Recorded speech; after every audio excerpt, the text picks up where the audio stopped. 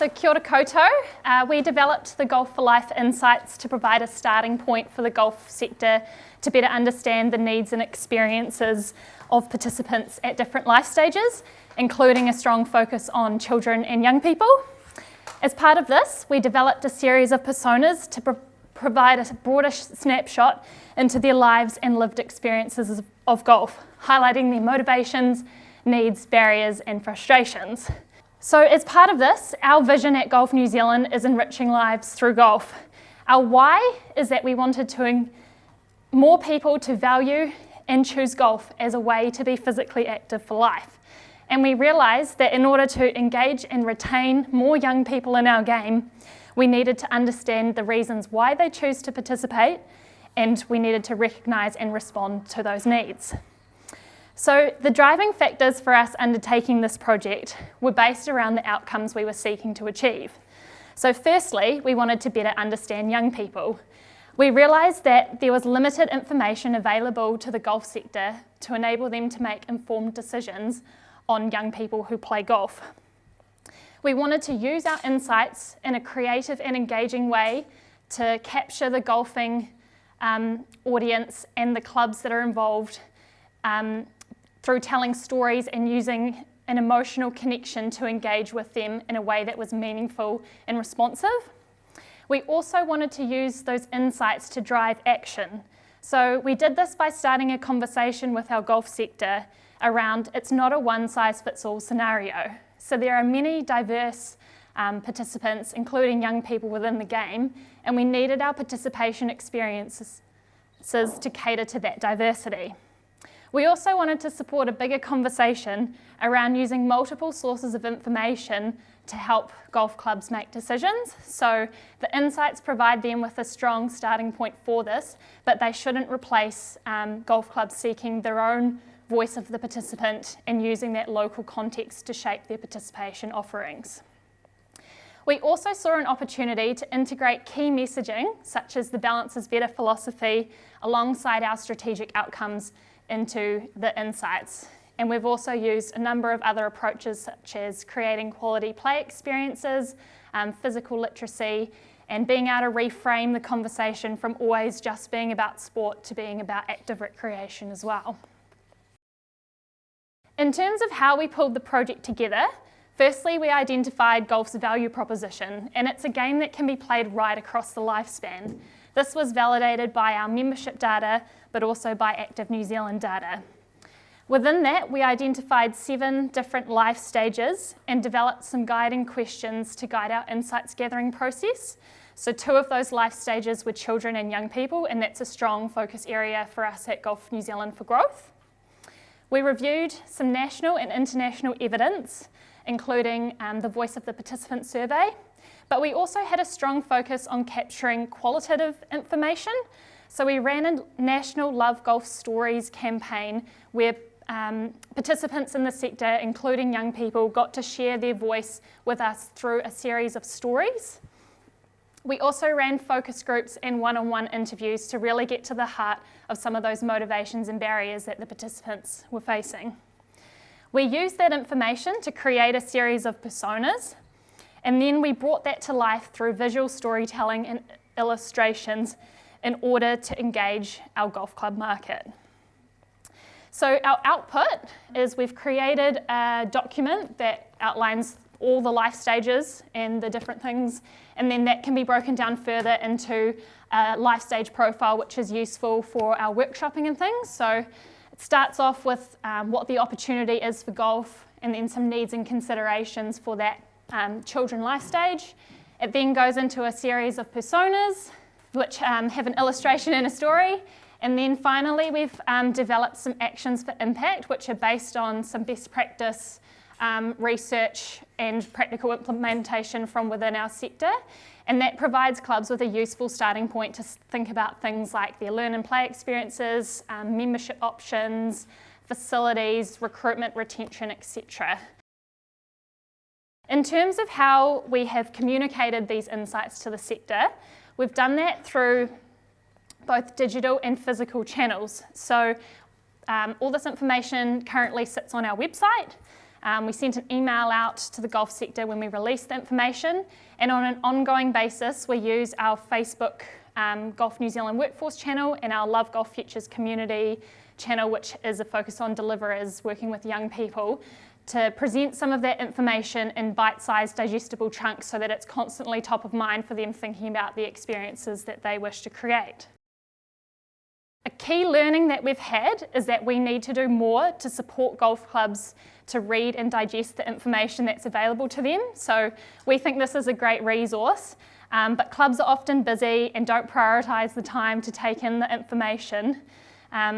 So a recent example of this is our CEO was at a district club forum down in the South Island, and we had some physical copies of these available, and he overheard some comments saying, you know, we've seen the Golf for Life in our emails, but we haven't looked at it yet, but this will be a really useful resource for us to use. So actually being able to have some physical copies for them to take away was a useful starting point, and we're looking to do more around bringing this to life through various workshops that we've got coming up. So we've got a Futures Residential where it brings all the young people working in, the deliverers working in the young people space together, and we're going to really drive those young people insights forward in that context.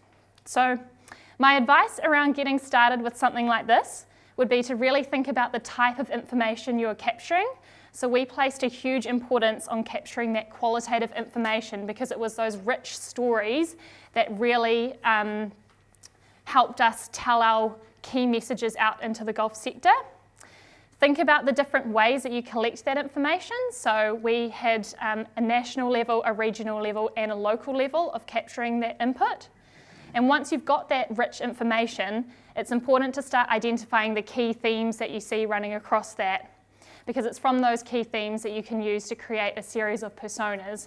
And while the personas aren't representative of everyone, they're a great starting point to start getting some of that key messaging across. And they're also useful in terms of weaving your strategic outcomes into the messaging as well. I'm going to share with you 3 personas and examples around how at a national level they've supported the conversations that we've had with districts and clubs and how we've really brought it to life. So I'd like you to meet Ruby.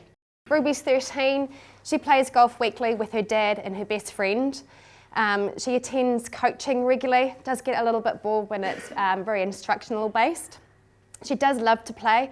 It's a lot of fun, especially when she hits some good shots. Worrying about score, she finds that quite stressful, so she really would like to be playing more for fun, not having it so competitive, and having some more opportunities to socialise with other young girls playing golf. Often in golf, the paradigm is that you need to be at a really decent level to be able to go out and play on the golf course. In Auckland, especially in a post-COVID world, rounds played is very high, so it's hard for young people, especially if they don't quite have that skills or ability to play the 18 holes, to get it out there. So supporting our conversations with clubs, we're needing to find some solutions, offering different formats, 6 holes, 9 holes, 18 holes. More social formats, so playing team golf with your family or with your friends. So there's other different options to play.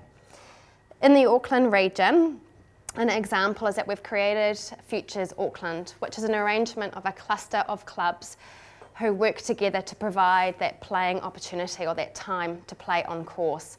So recently there was an event at Muriwai where there was about 40 young people and their families who had the option to play 18 holes, 9 holes or 6 holes, and there was also some fun games and activities to play, as well as a barbecue for that sort of social connection.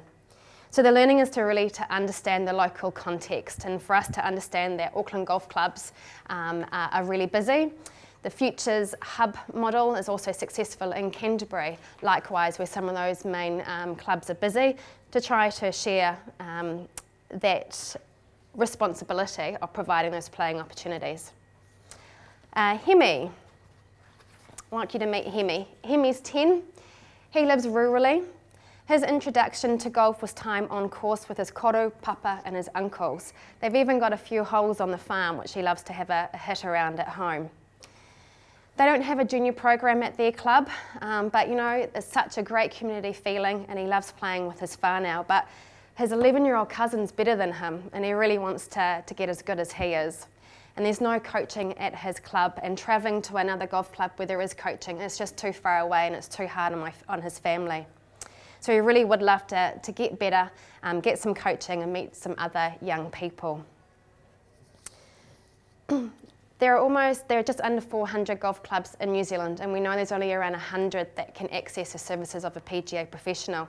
So there's lots of Hemis out there who are reliant on their parents or volunteers for coaching. So we have a volunteer coach development program for young people. It's called Futures Coach, and we have those online learning modules available and supported with workshops that can be delivered locally.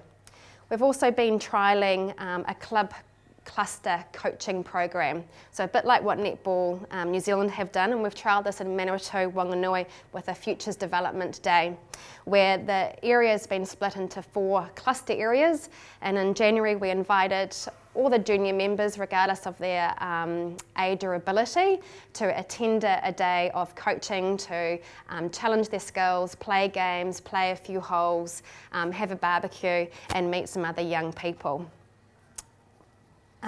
We will keep trying to roll that out and be able to share the stories to the other districts around what impact that's been having. But it was great to be able to do that with Manawatu Wanganui, where we've leveraged the partnership and a relationship that we have, and that was a good learning from that. The last persona is Julia. Julia is 15. She plays golf competitively. She represents her region. She's really motivated and focused on developing her golf. She hopes to attend or get a golf scholarship in America. When she does have the opportunity, she really loves to play in a team environment, playing for her club and for her province. She does feel the pressure to play well all the time from her parents, and she knows that there's been other young people who've dropped out of the game because of this pressure, and she really would like to be playing in events where there's not just that emphasis on results and winning. In 2019, we reviewed our national age group championships. We've got 3 of them, and we put forward recommendations to our districts on how to align their age groups as a stepping stone event up to our national event. District age group championships, we believe, are an appropriate experience for those on around about a 24 or 28 handicap or less. In most districts, Auckland area aside, about 13% of their juniors have a handicap of 24 or less. Only 4% have a handicap of 10 or less. So what about the other juniors, and what about the likes of Julia, who gets lots of competitive experiences but actually wants something that's a bit more fun and less competitive? So for an example, in January, Canterbury Golf held their age group championships. They aligned that with our recommendations, so they capped the championship side to a maximum handicap of 28, and they also offered 18 holes and 9 holes alongside the 36-hole championship. They had 56 participants. It wasn't about the numbers and about necessarily growing it, but it was great that there was an experience that was age and stage appropriate, and there was a choice. So for the likes of Julia, who gets lots of competitive, she was able to still play with her friends but choose a different option. So not all of our districts yet have aligned their age group. We need to keep being patient and keep sharing that story and that impact. It's more that mindset, well, it's not broken, and sometimes it's a bit harder to change things. It's easier to keep doing the things that you've always done, but we'll keep providing that messaging and offering the support of how we can support them with their events. In summary, the Golf for Life insights have provided us with a really clear understanding about who young people in golf are, and it's become really clear to us that these insights don't exist in isolation. We embed them across all areas of our work, and it supports our broader thinking around hearing the voice of the participant across all our different initiatives. And that's strongly aligned with our strategy to increase the positive profile of golf, support participation, and then help our clubs, districts and facilities to really think about the opportunities that they are providing for participants, particularly young people. The clubs that are using it have told us that the personas are really useful to get them thinking about the type of participants they do have currently or they don't have. And they've said that moving away from statistics, graphs and numbers has enabled them to translate the information a lot easier. So we're still very much at the start of our journey of implementation, and we do have a long way to go, but this piece of research has been really useful to support our sector to understand the value of golf right across the lifespan, and in particular how we can create quality experiences for young people who are the future of our game.